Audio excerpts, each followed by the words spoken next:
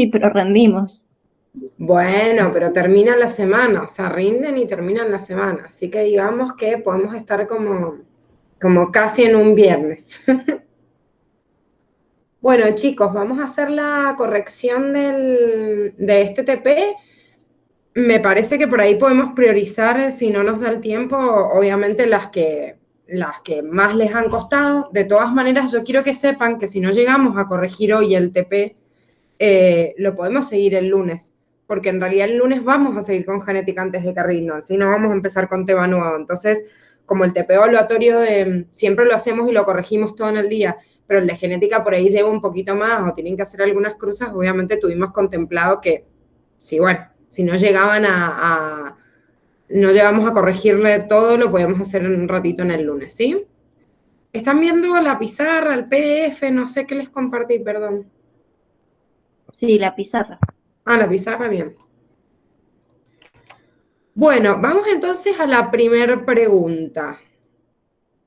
¿Hay alguna duda con esta pregunta que me habla de la clasificación de los alelos?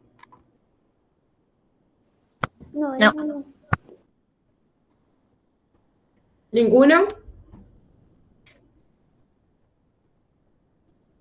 ¿Cuáles serían excepciones a esto que están diciendo? Dice, cuando un alelo se expresa solo con una copia, es dominante. O sea, ¿cuándo yo podría clasificar a los alelos de otra manera? ¿En qué casos, ya que hemos visto ahora la herencia postmendeliana?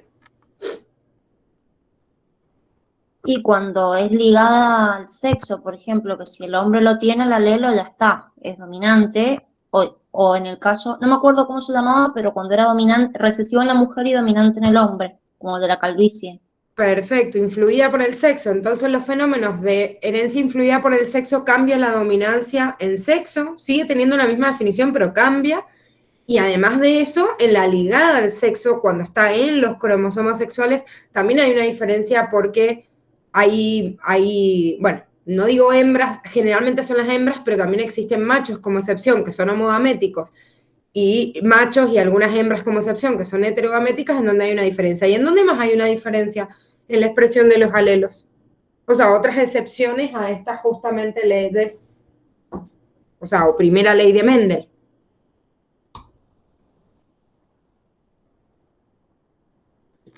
¿Cuál sería? ¿Puede ser lo de expresividad y penetrancia o no? Eso no porque, bueno, o sea, son los distintos grados de manifestación fenotípica, pero en el genotipo igual está escrito lo mismo, nada más que se expresa de forma distinta.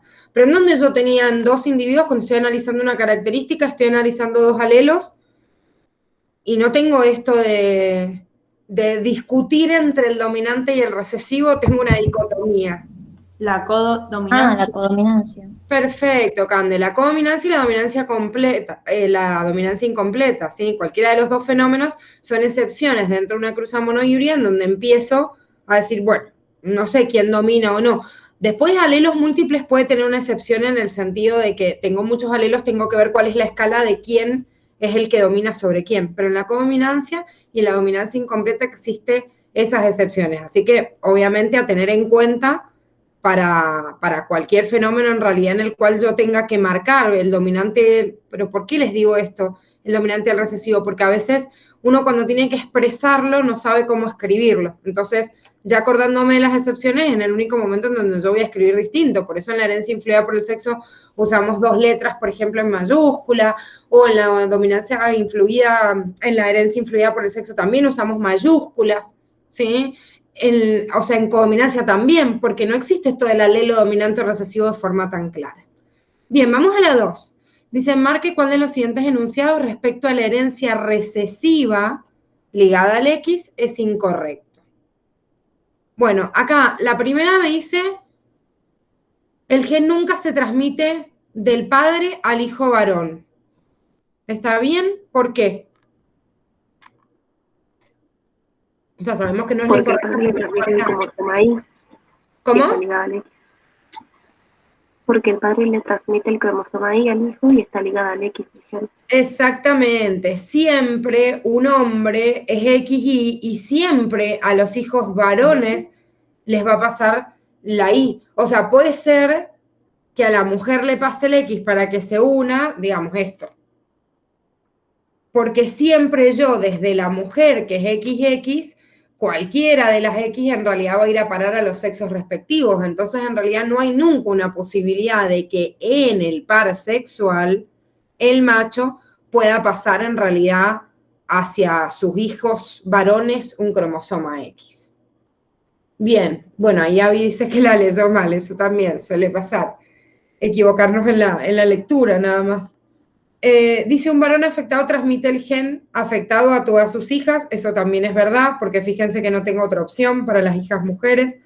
Después dice, las mujeres portadoras no están afectadas, pero pueden expresar alteraciones de gravedad variable. Y ojo con esto, porque a uno por ahí le da duda. Dice, no están afectadas, pero pueden expresar alteraciones. Y uno dice, no, si me dijeron que no estaba afectada. No. Esto en la teoría lo dice bien, aunque yo en la práctica, cuando tenga uno mutado, la voy a considerar como portadora. Esto, en la hipótesis de Lyon, está bien explicado diciéndoles que una mujer que es portadora de determinada característica tiene como este segmento en parches en los órganos. O sea, en parches quiere decir algunos parches que expresan el cromosoma paterno y otros el materno. Entonces, quizás hay una mujer que tenga la mala suerte de tener una enfermedad ligada al X y que en ese azar se esté quedando condensado el cromosoma que esté sano, entonces se expresa el enfermo. Por eso me dice que puede expresar alteraciones de gravedad variable. O sea, la realidad es que una mujer portadora de hemofilia, yo digo, no es enferma de hemofilia. Sí, es verdad, no es enferma, pero existen distintos grados de afectación de la enfermedad.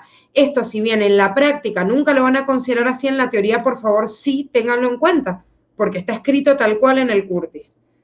Ahora, la D me dice, una mujer portadora solo transmitirá el gen a sus hijos varones, quienes estarán enfermos. Y esto no es cierto, porque una mujer puede pasar cualquiera de sus dos X, tanto un hijo varón como a una hija mujer. Pero cualquiera de los dos, no uno sí o sí. Es verdad que si pasa el enfermo, el hijo varón va a estar enfermo. Eso sí es real. Pero me dice que solo transmitirá el gen a sus hijos varones y esto es lo que la convierte a esta pregunta en incorrecta. ¿Se entiende? Sí, se entiende, gracias. Sí. Bueno, vamos a la 3. En la 3 nos dice, la cruza de prueba, que también se la llama retrocruza, ¿sí? Es otra forma de nombrar a lo mismo. Se utiliza cuando dice, no conozco el genotipo de los hijos varones, no conozco el genotipo de un ser vivo de fenotipo dominante, no conozco el fenotipo, o sea, quiere decir que no estoy viendo de un ser con genotipo dominante, ahí lo tenemos invertida, y la dice, no conozco la influencia del ambiente en la expresión fenotípica.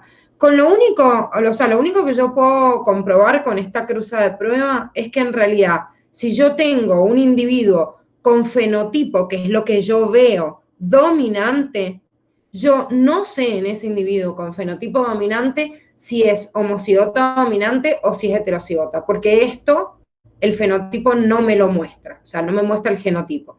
Entonces, ¿qué hago yo en este cruzamiento de prueba? Lo cruzo con un homocigota recesivo y de acuerdo a los resultados que obtengo puedo deducir. O sea, no conozco el genotipo, pero sí obviamente el fenotipo. ¿Está bien? Creo que no hay dudas con esta, pues es más teórica, ¿o no? No, no hay dudas. Sí, no hay duda. Bien. Me equivoqué porque leí re mal y bueno, la marqué al revés. Bien, bien, sí, eso también es normal porque estaba como de trampa la otra, pero lo que yo veo siempre es el fenotipo y no el genotipo, ¿sí? Entonces, obviamente, cuando yo me encuentro en la realidad con una determinada cruza y no tengo forma en realidad de poder averiguar sus genes, que es lo que pasa generalmente, o sea, en la mayoría de los casos, y bueno, no me queda otra entonces que recurrir a un cruzamiento en el laboratorio. Hoy tampoco es que se hace tan así, chicos. Imagínense que, o sea, éticamente tampoco puedo andar experimentando, ni tampoco con animales para andar probando genotipos. Antes se experimentaba más, esa es la realidad. Hoy en día se limita a determinados tipos de especies como insectos o las plantas. Bueno, de acuerdo a los experimentos dice realizados por Mendel, todo es correcto, excepto. Dice, estudió la progenie de la primera generación, la segunda y las subsiguientes. Sí, está bien, esto fue en lo que innovó Mendel, que justamente pudo acaparar otras generaciones y gracias a esto llegó a sus conclusiones.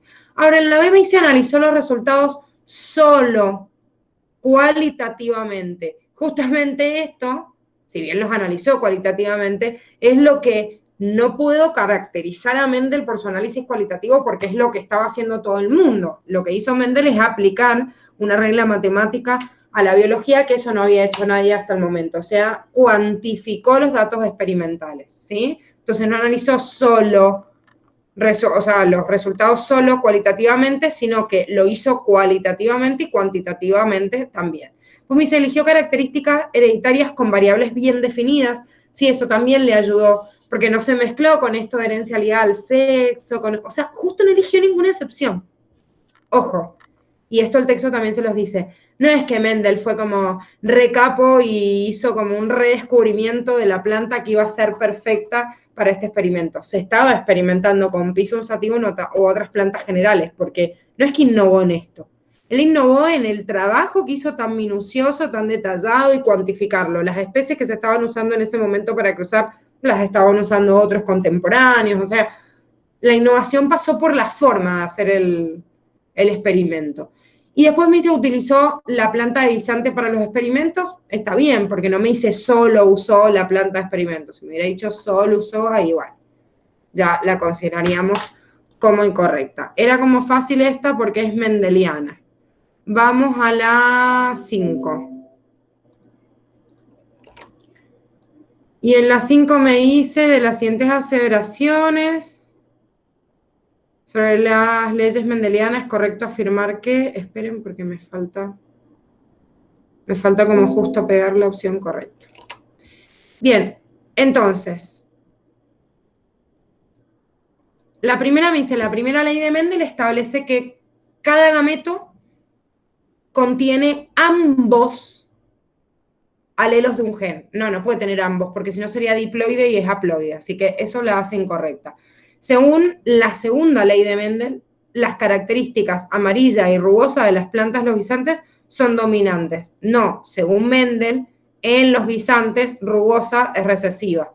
Amarilla está bien, pero rugosa es recesiva. La relación 9331 en los experimentos sobre guisantes indica que hay 9 semillas amarillas y rugosas. Otra vez está contando rugosa como dominante y no, es recesiva, o sea que esto está mal. Y la única que está bien es la D, que me dice en la primera cruza que se realiza en la segunda ley de Mendel, toda la F1 resulta amarilla y redonda, que es justamente los rasgos que se consideran dominantes. Bien, vamos a la 6.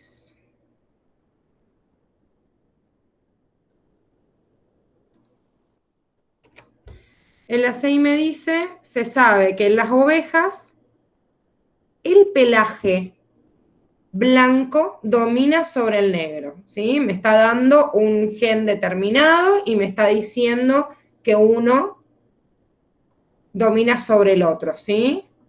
Más allá que haga una cruz o no, en realidad para tener en cuenta lo que me está nombrando, el color del pelaje, y me está diciendo que el blanco domina.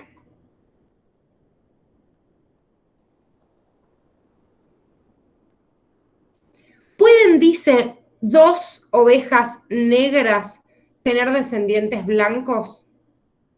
Entonces, quizás ustedes solo leyéndolo se dan cuenta, pero por eso yo les anoté los datos por las dudas que no se den cuenta. Si yo tengo, no me da otro dato, no me está hablando de ni de herencia ligada al sexo, ni influida, ni dominancia, o sea, no me está hablando de otro fenómeno.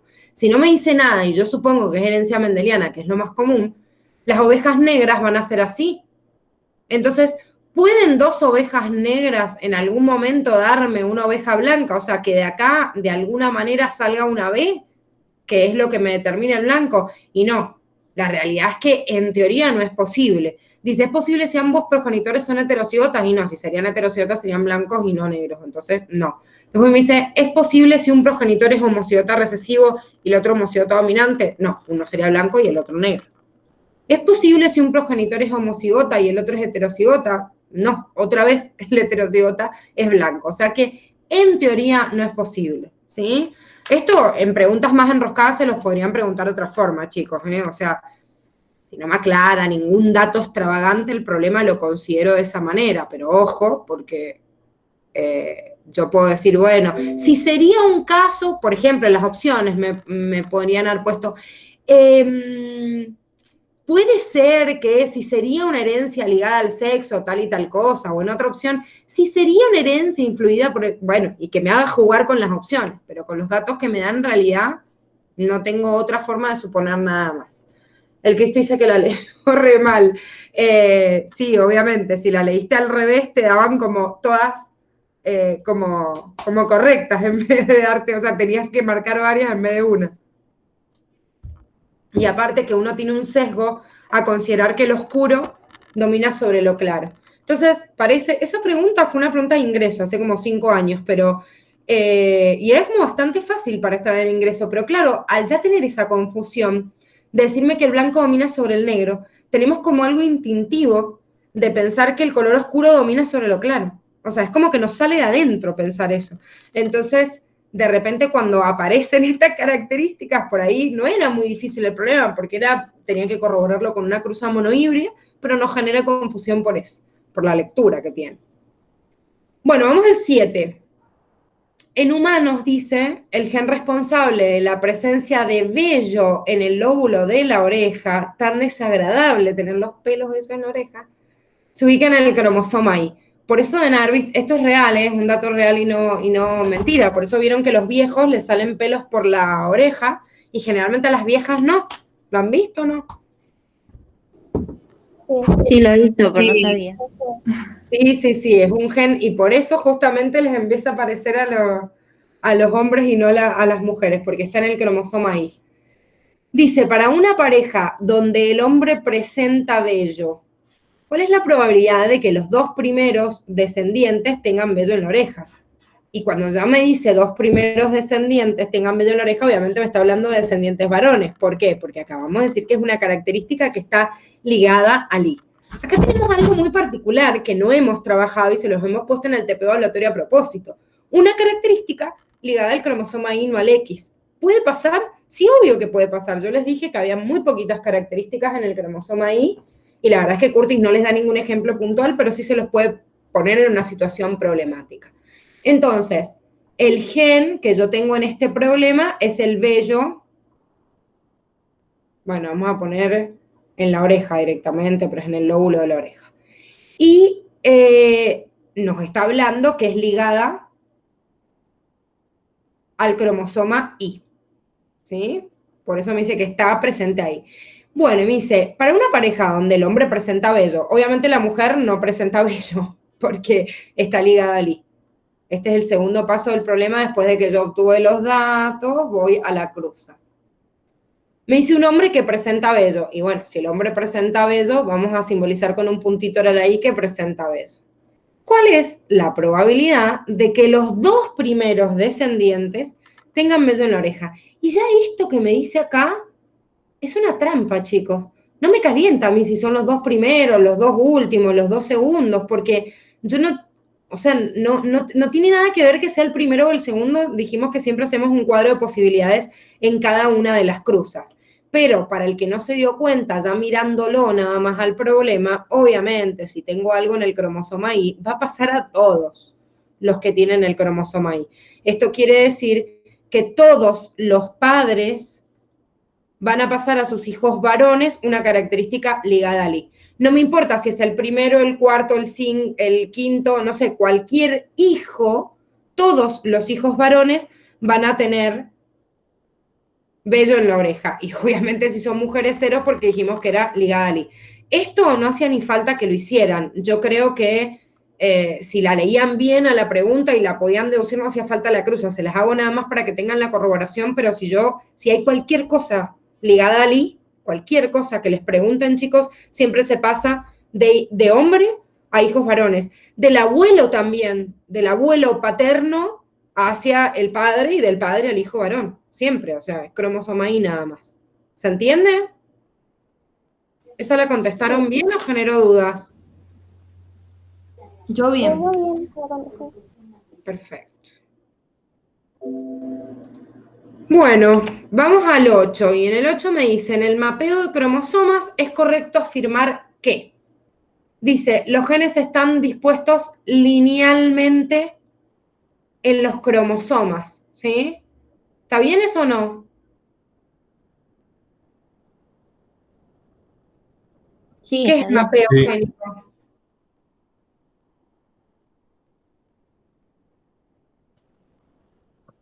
O sea, cuando vemos todos los cromosomas que tenemos en el cariotipo, ¿no era eso? Cuando yo veo los genes que están en los cromosomas y cómo están ubicados, ¿sí?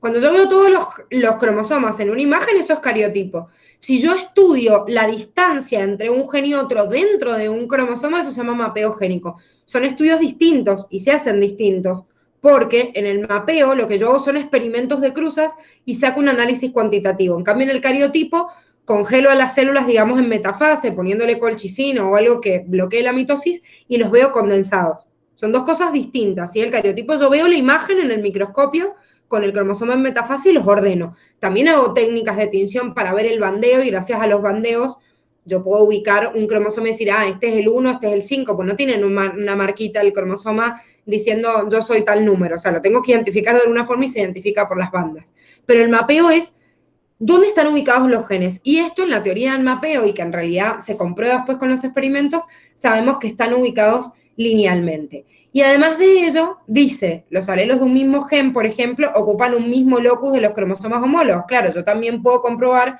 con el mapeo génico, también, y en realidad esto también lo puedo comprobar con el cariotipo, que justamente están ubicados en la misma posición. Por eso ahí dice es correcto. Ahora dice, cuanto menor es la distancia entre los genes, o sea, supongamos que yo tengo acá un gen y acá otro, me dice, cuanto menor sea la distancia, mayor va a ser el porcentaje de recombinación. No, chicos, si yo tengo menor la distancia, están más cerquitas, si es menor la distancia, el porcentaje de recombinación también es menor. Son directamente proporcional, ¿sí?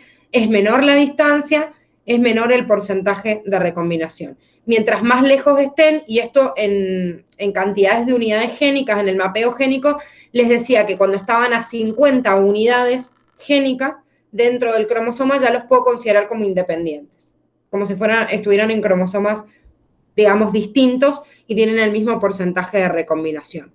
Ojo con estas preguntas de mapeo, porque son preguntas como más bien teóricas, pero en realidad, más allá de que yo en la práctica lo voy a aplicar en ligamiento, es como bastante importante tenerlo en claro por si me hacen una pregunta teórica y no solo un cruzamiento. El cruzamiento va a ser el ligamiento, si hay fenómeno de, obviamente, de menor distancia en el mapeo génico. Bien, vamos a... se me perdió el lápiz, acá. Vamos al 9. Me dice, las siguientes descendencias respecto de los grupos sanguíneos son correctas, excepto. Bueno, no me está dando en la consigna nada, o sea que tengo que analizar en base a lo que me está diciendo cada una de las opciones y descartar. Me dice, ¿cuál no es correcta? Si yo tengo dos progenitores A, ¿podrían tener descendencia A y 0? Sí, podrían, porque cualquiera de estos dos pudiera ser heterocigota, es más, podría cruzar uno así y otro así, y en cualquiera de estos dos casos, de estas cruzas, podría obtener esta descendencia, o sea que la voy a considerar como correcta. ¿Un progenitor, otra vez B y otro B, podrían tener descendencia B y 0? Sí, también, porque esto genotípicamente podrían ser uno por lo menos heterocigoto y darme esta descendencia. Ahora me dice, progenitores AB y B tienen descendencia A, B o 0. Ahora, ustedes tengan en cuenta que este individuo acá puede ser B0 o BB, ¿sí? Es verdad que un individuo acá con este me puede dar un grupo A o me puede dar un grupo B, ¿sí? Si es este individuo, ¿sí? Ahora, tengo una descendencia que no está contemplada, igual que este, yo acá digo B, podría ser con este, ¿sí? O me podría dar un O sea, un A, o me podría dar un B. Ahora, ¿qué no está contemplada en este cruzamiento?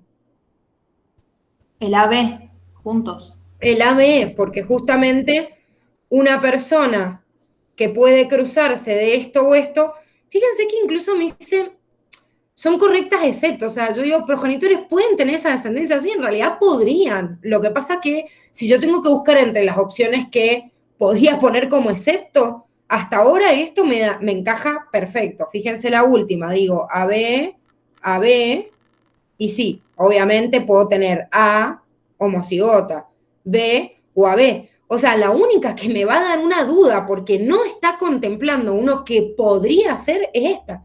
Entonces la saco por descarte, porque fíjense que ni siquiera es como totalmente incorrecta la opción. ¿Se entiende? Creo que algunos habían preguntado por la 9.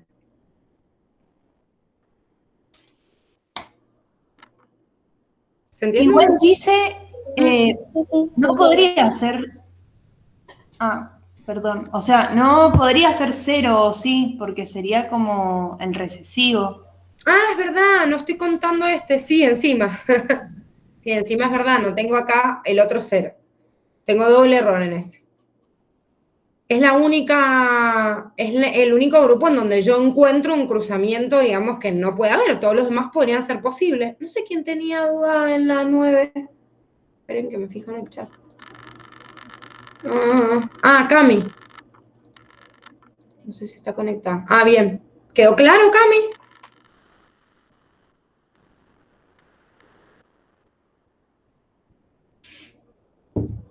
Bueno. Me fijo si... ¿Es por lo del recesivo?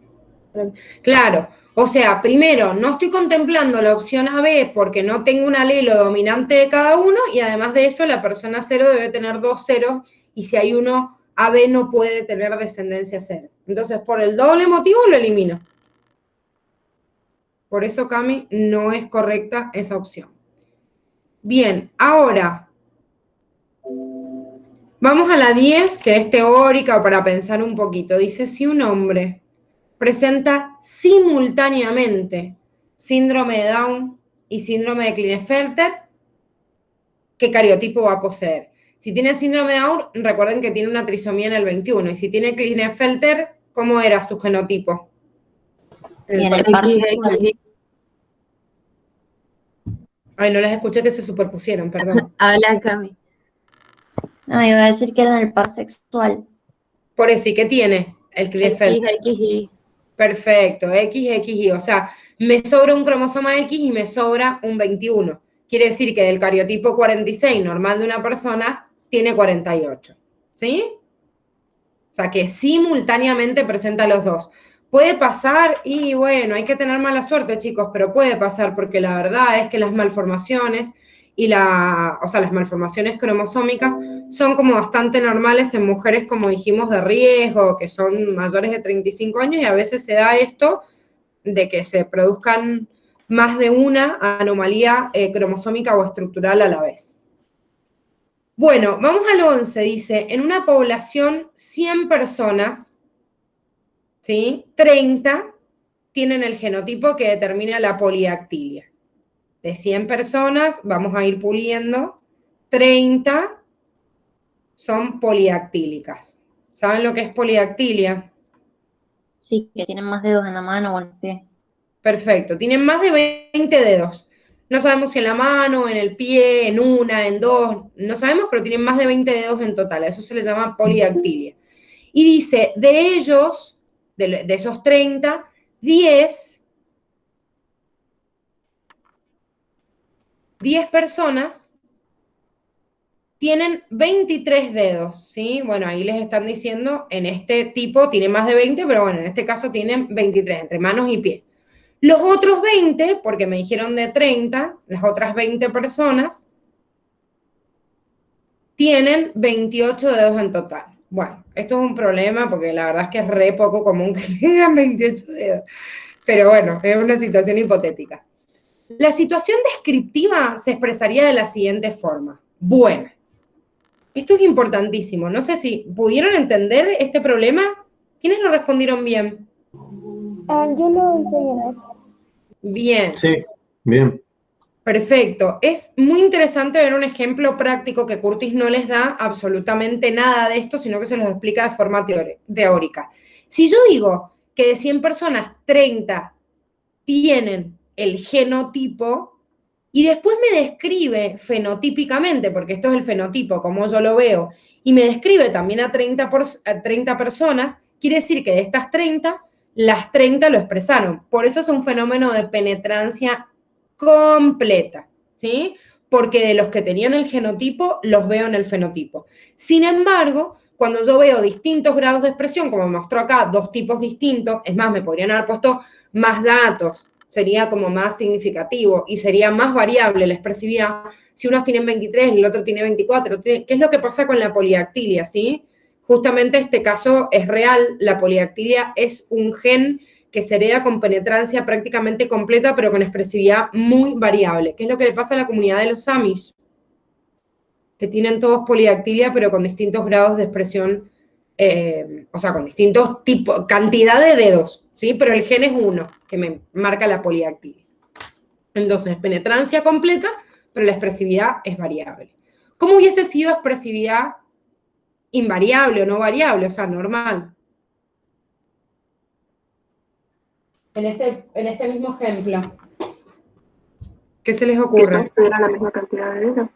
Exactamente, que todos tuvieran exactamente la misma cantidad. Por ejemplo, me dijera 20 dedos, o no sé, 21 dedos, perdón, o 22 dedos, 20, pero todos la misma cantidad. Entonces marcaría ese genotipo que tiene exactamente una cierta cantidad. Chicos, vamos a cortar acá porque si no me voy a pasar y les voy a robar el recreo como siempre. Nos quedan 3 preguntitas, no se preocupen porque bueno, ustedes las van a revisar con la Dani el día lunes, y como hay una clase de repaso, para que acá me acabo de leer, ¿cómo sería la expresividad incompleta? No existe expresividad incompleta, es penetrancia incompleta o penetrancia completa y la expresividad es variable o no variable. En el caso de la penetrancia incompleta, si sería en este caso, es si me decía, por ejemplo, en 100 individuos de la población, 30 presentan el genotipo, pero después me describe que las personas que tienen dedos de más son, no sé, 28. Y no son esas 30. Entonces, 30 tienen el genotipo de la polidactilia, pero yo veo manifestado en el fenotipo menos cantidad de la que tenía el genotipo. Eso sería penetrancia incompleta, ¿sí? Ojo, Cami, no es expresividad incompleta porque expresividad se dice variable o no variable. Bueno, como les decía, la semana que viene volvemos al plan semipresencial, que ustedes la semana que viene no les toca, les